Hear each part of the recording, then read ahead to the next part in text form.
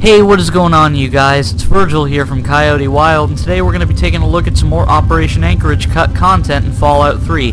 Now, I actually got Fallout 3 to work on my PC finally, so I have access to the console and a lot of other things, and I don't have to worry about the distance separation from my console, which is back home, and the capped 30 frames per second. So, first off, we're going to take a look at the night vision goggles, aka known as the Peepers, that didn't make it into the full release of Operation Anchorage. So if you're a PC player, open up your console, type in player.add item 0100344731. And depending on your load order of the DLCs, it might be 02, 03, etc. But it's most likely going to be 01 if you have the Game of the Year edition. Now these night vision goggles were, it's up to speculation what their purpose was to be, though since Operation Anchorage doesn't have any dark areas per se aside from the indoor locations, I can see why the idea was scrapped. And as you can see, during playtesting, they just did not work out very well. I can see why they definitely cut this, because the lighting just does not work properly with the indoor and outdoor features. Because everything is just massively green, and it doesn't really add any, level of visibility that you didn't have before. And as you can see, they didn't really make it out of playtesting, because this is the model of the night vision goggles, the Peepers, which is just the standard biker goggles model for Fallout 3. Kind of like the cut content smoke grenades.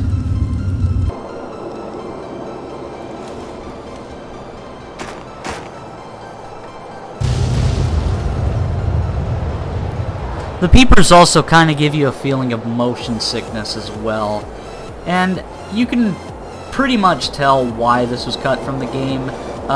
Just optimizing it correctly to match with the winterish surroundings just would take way too much time, in my opinion. Now next up we have the Winterize Chinese Jumpsuit. In a previous video I discussed that you can't pickpocket it off of the simulation Chinese soldiers, nor can you get it through the console, as if you're on the PC version and you try to get it through the console like here, the code is 01003F3A1, and I already typed it in as a means of testing. It'll say Chinese jumpsuit added. However, whenever you go to your apparel, you don't have it anywhere to be seen, because the item is technically in your inventory, it just doesn't have any weight, and it's basically unavailable completely. So in order to get the Winterize Chinese Jumpsuit, I'm going to link a Fallout 3 Nexus mod by mod author Castrenzo, if that's how you pronounce it, which basically adds a console fix to add the Winterize Chinese Jumpsuit to your inventory. So this is the Nexus mod that actually fixes the Winterize Chinese Jumpsuit, though it makes it a separate console ID, so it's, while not technically the same item, it is still the Winterize Chinese Jumpsuit, just on a different set of code. So whenever you have the mod installed that I linked in the description for you, you're going to want to open up your console, as usual, and type in player.add item 0100C189 and then 1. This adds the regular Winterize Chinese Jumpsuit, but since it's a separate item, this adds the Winterize Chinese Commando hat as well. Type in player.add item 0100C18A1. Now, as usual, the 01 at the beginning could be 02, 05. It really depends on your load order for the DLCs. And then, here you go. The Winterize Chinese Jumpsuit. Has the balaclava, the hat, and the jumpsuit.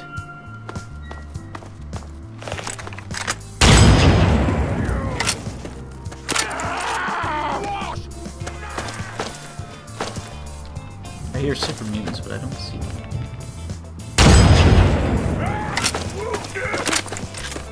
So next up we have the Sim Regen Armor. Go into your console and type in player.add-item 010029691.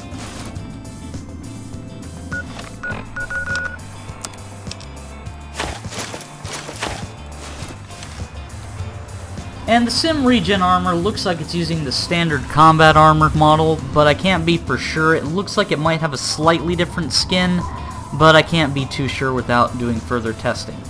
So the Sim Regen Armor has a similar effect to the prototype Medic Power Armor, but the Sim Regen's armor's effect is health regeneration and limb repair. I'm going to go ahead and test this out to see if the passive effects actually work still, or if that was cut from the item completely before the release.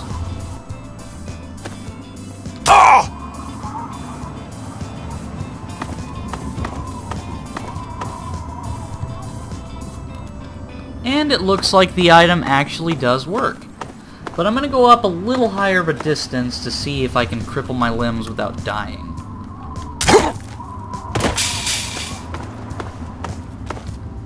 It seems the passive health regeneration is a working effect. It is rather slow, but it does work. So let's go ahead and see if I have any mines. I don't. So I'm going to have to go up higher.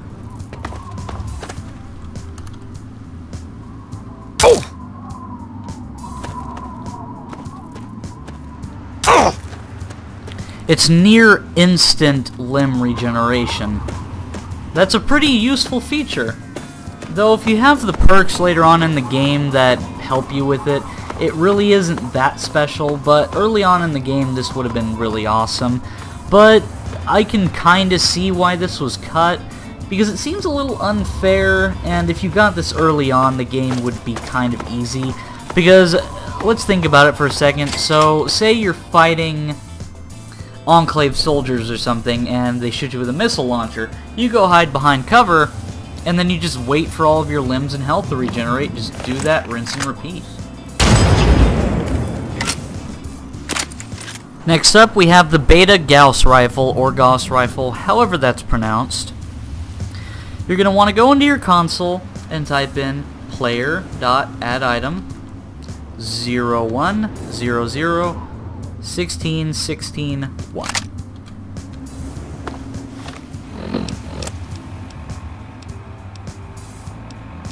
Now, as you can see, there's a massive damage difference here, as well as the Pip-Boy model.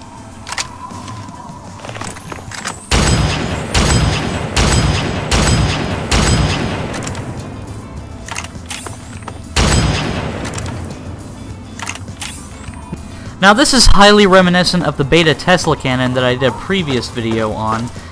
Before they had an actual working model created for it, they wanted to test out the effects of the weapon before they actually created a custom world model for it. And this looks pretty much identical to what they did with that Tesla cannon.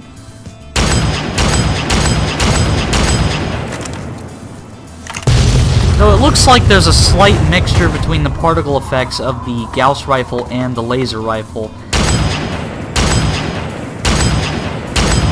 Because it looks like the actual shot is projected in a laser rifle shot, it's just different colors.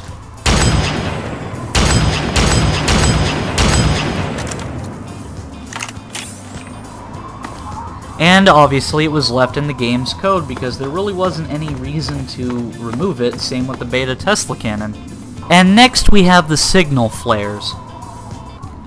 Type into your console player.add-item 0100A4DD1. Actually, I'll type in about 8 because since it's just a singular item, I'm going to need more than one. Now, as you can see, it does 1 damage, it has a weight of 0.5 and 25 cap value. Much like the smoke grenades, they use the world model of the frag grenades. Though, I may have actually been wrong in my theory of what the smoke grenades were intended to be. as the signal flares signify that this would have been something to call in artillery. But the interesting thing about the signal flares is that it doesn't really have anything associated with it. You throw it, and it just disappears. Now it does give you the danger indicator, but after it's thrown and it hits the ground, it just disappears.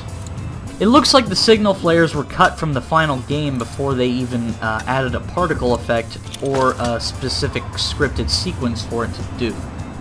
And last but certainly not least, we have the Chinese General's hat. While this technically isn't a cut content item, I still wanted to show you anyway because a lot of people have been wanting to see it.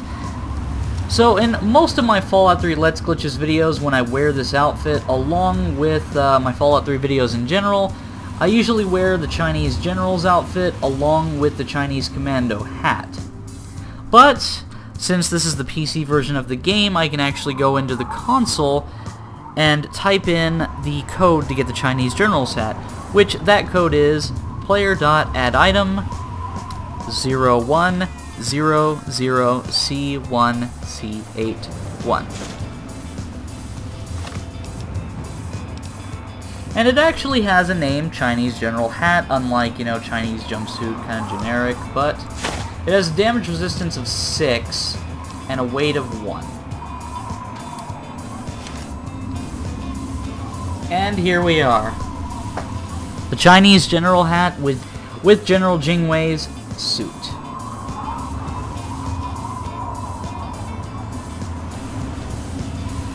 So I hope you guys enjoyed this video. It was really interesting to make. I didn't actually know about some of them before this video, so if you guys want to check this stuff out, just refer to the description where I put all of the codes for your convenience. And as always, like, comment, and subscribe, and we'll see you guys next time.